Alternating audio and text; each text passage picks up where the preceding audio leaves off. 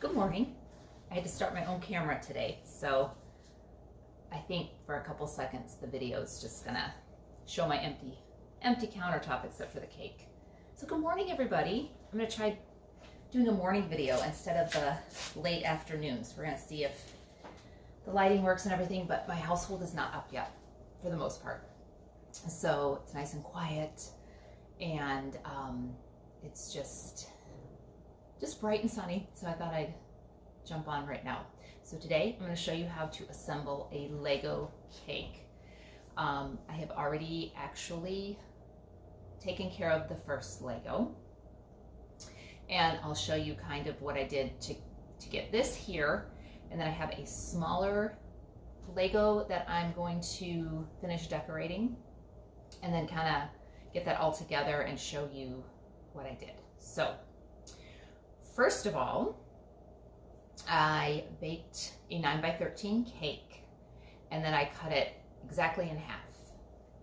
I filled it, stacked it up, iced it, and then these little Lego notches, tabs, I don't know what you call Lego, the top pieces, but mine are called Oreos, double stuffed Oreos to be exact. So I'm going to show you how I assembled this, and then we'll kind of go from there. So hold on one second. I am going to grab my second Lego. Don't panic. It looks terrible right now. It is because this is what's known as a crumb coat. So I'm going to walk you back. I baked another 9x13, and this is the remains of it. This is what it looks like. Oh, it's falling apart because I cut out, I wanted like a thin kind of a, I forget, again, I don't know my Legos. I need my son down here for this. But I wanted to do the thin Lego with the 3 single notches on top. So I kind of just cut out and fashioned what I thought that size Lego would be.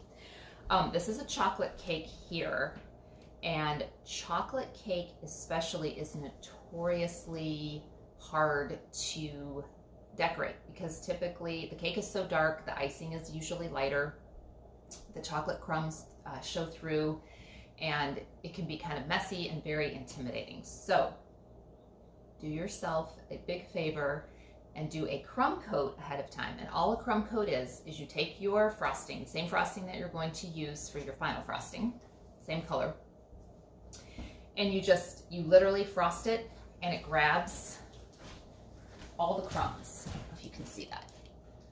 It's really messy. But then when you go to do your final icing, it's so much easier because everything's kind of caught up in that first layer.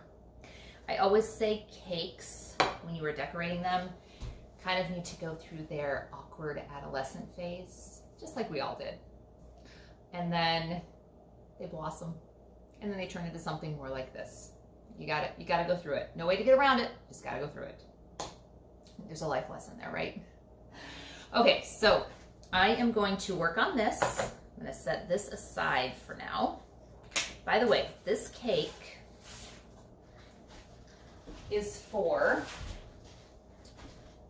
a friend's son's birthday. It's tomorrow. We're going to do a drive-by. She's going to come get the cake later, and tomorrow is his actual birthday. We'll do the drive-by then and everything, but I'm so excited. I hope she takes a picture for me when he sees the cake because it's going to be 7, and it is May of 2020. We're all in quarantine still from COVID-19 and the normal birthday things and event things we can't do right now. So it's got to be hard for the little ones. I feel bad for them, especially. I feel bad for a lot of people, but especially the little ones who kind of have an understanding of what's going on, but still are kind of going, why can't we have our parties? So anyway, we're making him a cake. And the surprise part for my friend, at least I hope it's a surprise. Hopefully she doesn't see this before she sees the cake.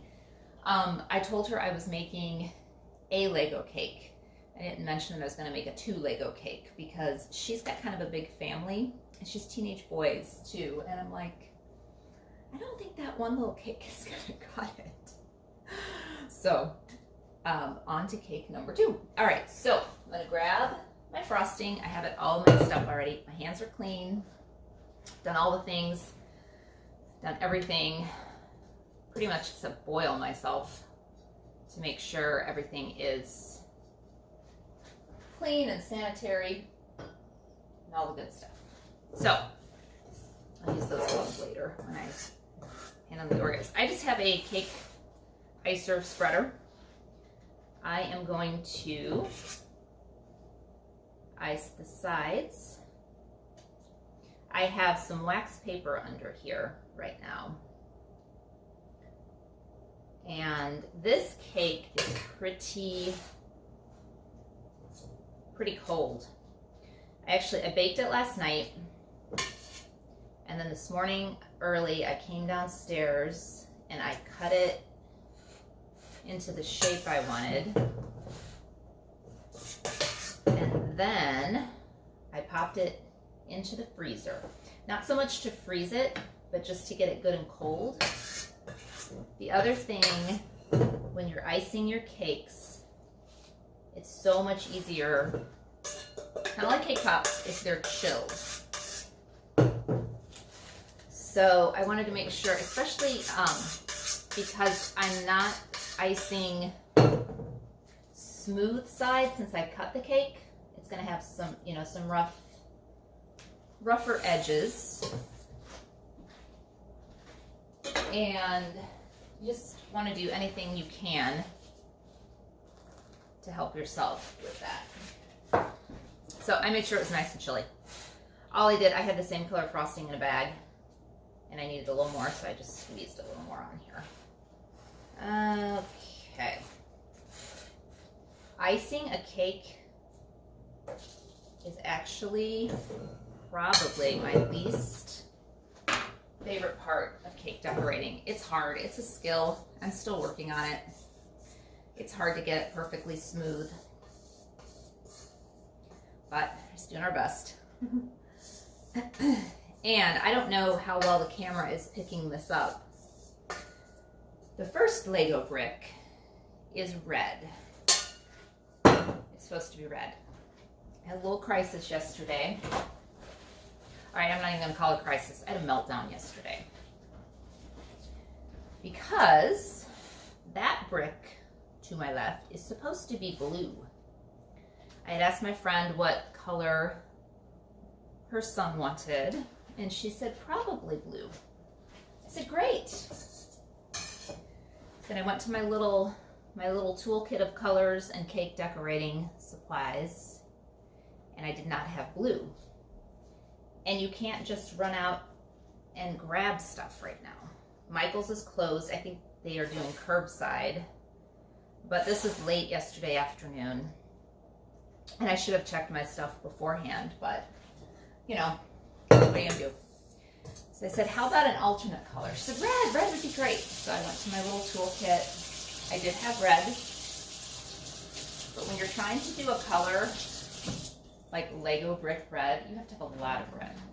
I didn't have nearly enough red.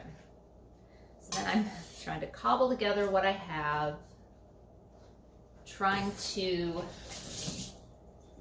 make it really red, and it ended up looking more like a very, not pink, but not like that red. And it's for a little boy, so I didn't want it to even be, I wanted it to be a good firm color. So I had a few moments, and I said, you know what? This is the best it's the best that I can do. So I just went with it, and then it actually deepened overnight because the color, especially when you refrigerate it, the color sometimes deepens up, which I knew it would. I just wasn't sure how much. And I'm not a perfectionist about everything in life by any means, but I am kind of nitpicky about cake stuff. So it deepened up. It's a little better. So then, because I'm running low apparently on all my colors, I thought, what color can I do for the second brick? thought, well, a little bit of yellow, but not enough yellow to make it as deep as I would like it to be. So I just added the yellow that I had to some white icing, got it whipped up to kind of a yellowish color, added the rest of the red, and now we're looking at orange. So it's gonna be red and an orange brick, hopefully. And I think these will be some of the stories that we just, when we look back on this time, you know, stories of how we soldiered on. And I know this is such a small thing in comparison to everything going on, but it's still something. So, and I am doing my best here to ice this. So what I'm doing, you're probably wondering why I keep running this underwater. If you take your cake knife, run it under warm water, and then you want to make sure that it's just slightly damp. And then you go around your edges.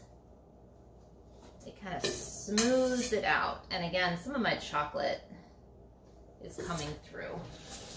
More so than I would be happy with, but I'm kind of doing the best I can with the amount that I have here. So I'm just kind of smoothing those out. Smoothing it out. I'm going to smooth out the top one last time.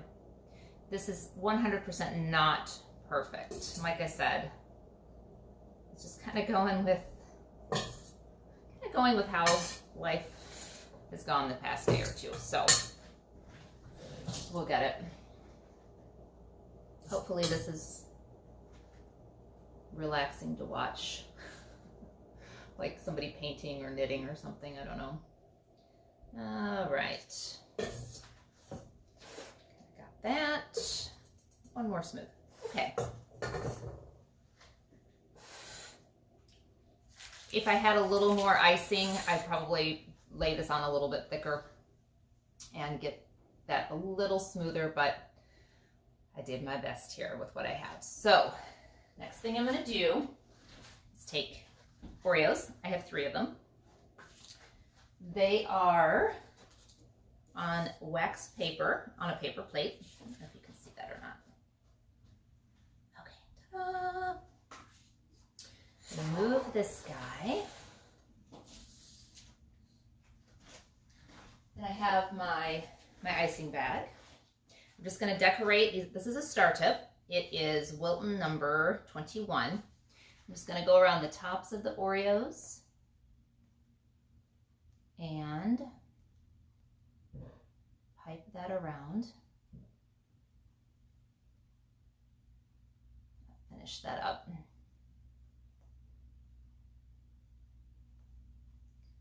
So how are you guys doing otherwise? I had a rough day yesterday, not just the red icing. It was beautiful here too, but it was, I don't know.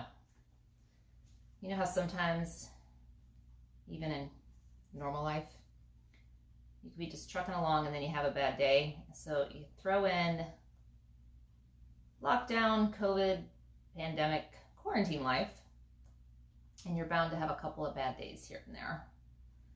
So I woke up this morning, I'm like, you know what?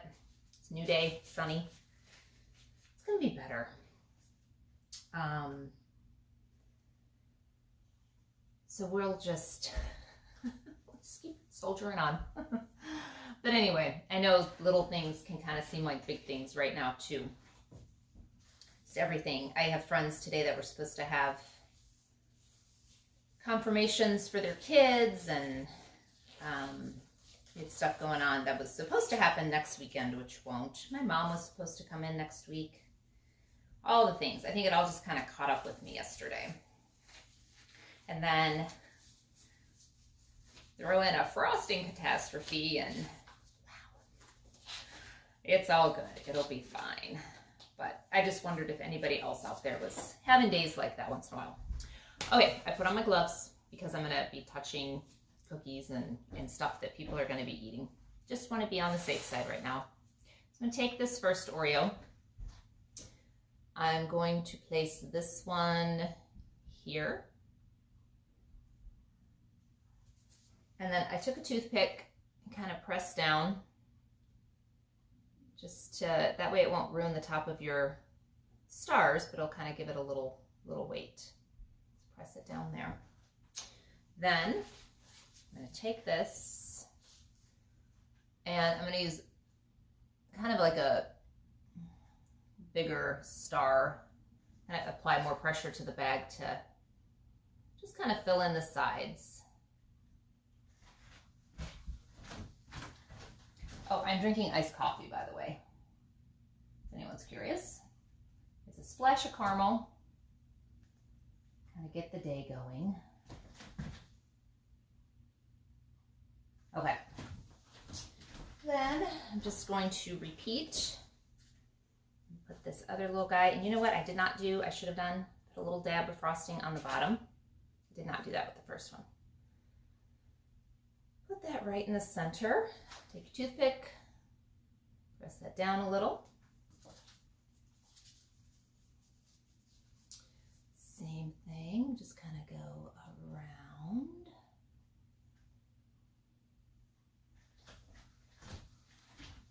I'm gonna move that out of the way.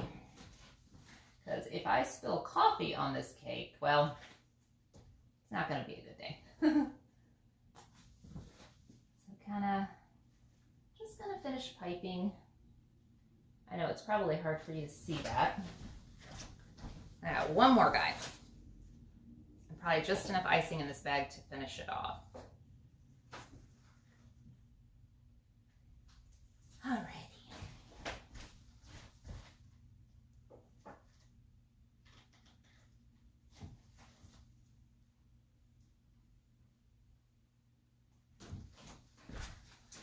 The trick too, when you are making frosting or buying frosting, whichever way you go, it's always better to make more than you think you will need. Because once you've made your icing and added your color, if you have to then go back and make more, red food coloring notwithstanding, it is really hard to match up exactly what you had done. Okay. So here, I don't know if you can see it, it's the thin 3-thing Lego effect I'm going for there. Bring this over. I have my little notes here. I don't even know if I got to my notes today. Gotta winging it. Gotta winging it. Okay, got this. Now, I think what I'm gonna do is just kind of set this on an angle on the cake board and kind of line it up. What I really, really want to do is to lift this and kind of like angle it up so it's resting on this one to make it kind of look like, you know, a kid just dumped out some Legos. But I'm gonna be honest, I'm afraid it's going to fall and I don't have the proper support system to like make sure it all doesn't fall. So you can use dowel rods. There's a couple different ways you can kind of support cakes when you're trying to do 3D things, but you know what? We're gonna quit while we're ahead on that. So I'm gonna lift this off now. I don't recommend this if your cake is not cold, but this is on wax paper. So I'm gonna lift it up because it's not quite frozen. It's very, very cold. Very careful. Very, very careful. And then just gonna place this. How do I want to do it? I think I'm just gonna place it like so. They're gonna kind of touch. I got frosting on my gloves, but it's okay. I'm gonna go back in a little bit and kind of do a little edging right around there just to kind of button up the look of that. So, hopefully you can see that. I might come in and just do a gotta move this here. Ta-da! As you can see, the red one has a border. I need to do that with the orange guy. And it isn't perfect. Whoop. Me and my fine camera skills. But I think it's pretty okay. Hi. All right. I am going to go ahead and wrap this up. I think I've gone over a little bit of what I thought I would do. I need to clean this up, and I think people are going to be wanting breakfast soon. So I'm going to finish this. I'll write a little message right across here. So I hope that helps. I'll try to do more tutorial stuff like this, where this isn't easy, but it's definitely doable. And so you just might have to practice a little bit, especially if you're not used to working with the decorating bag and the star tips and all that. There's kind of probably a lot I threw at you here, but the good news is if you can buy a package of Oreos and some frosting, you can just sit and decorate Oreos, and it's actually very relaxing. So you can practice that way, and then even if you don't put them on a cake, you can serve them up for dessert or something. So I'm gonna go ahead and finish this, get going with my day here. I hope you all are doing great on this, the first full weekend of May, and keeping well and washing hands and doing all the good things. So I hope you have a great rest of your weekend, and I will see you soon. Thanks, bye.